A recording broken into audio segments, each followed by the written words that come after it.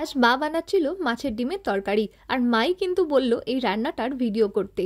তো আমিও চলে আসলাম ক্যামেরা হাতে ভিডিও করার জন্য। তো প্রথমেই এখানে মাছের ডিমের বড়া ভেজে নেওয়া হবে, আর তার জন্য এখানে মাছের ডিমটাকে খুব ভালো করে ধুয়ে নিয়ে এর মধ্যে দিয়ে দেওয়া হলো পেঁয়াজ, তারপর দেওয়া হলো 1 চামচ হলুদ গুঁড়ো, সামান্য পরিমাণ শুকনো লঙ্কার গুঁড়ো, সাথে দিয়ে দেওয়া হলো বাইন্ডিং এর জন্য বেসন, আর তারপরে সবথেকে মেন যেটা সেটা হলো নুন।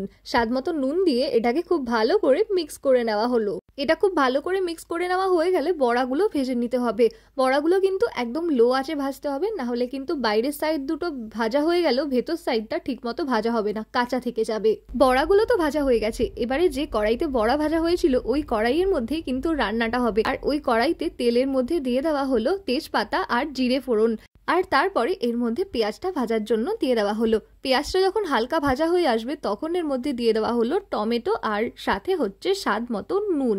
নুনটা পেঁয়াজ আর টমেটোর সাথে খুব ভালো করে মিক্স করে নিয়ে এর মধ্যে দিয়ে দেওয়া হলো আগে থেকে সেদ্ধ করে রাখা আলু, আর সাথে দেওয়া হলো কাঁচা লঙ্কা, আদা আর রসুনের পেস্ট। এটাকেও খুব ভালো করে আলু, পেঁয়াজ আর টমেটোর সাথে মিক্স করে নিয়ে এর মধ্যে দিয়ে দেওয়া হলো 1 চামচ হলুদ গুঁড়ো, জিরের গুঁড়ো আর ধনের গুঁড়ো। আর এই সব কটা ইনগ্রিডিয়েন্টসকে খুব ভালো করে মিক্স করে নিয়ে এর মধ্যে দিয়ে দিতে হবে পরিমাণ মতো জল। ঝোলটাকে খুব ভালো করে ফুটিয়ে নিতে হবে তারপর। আর ঝোলটা যখন খুব ভালোভাবে ফুটে আসবে তখন এর মধ্যে দিয়ে দিতে হবে ওই ভেজে রাখা মাছের ডিমের বড়াগুলো।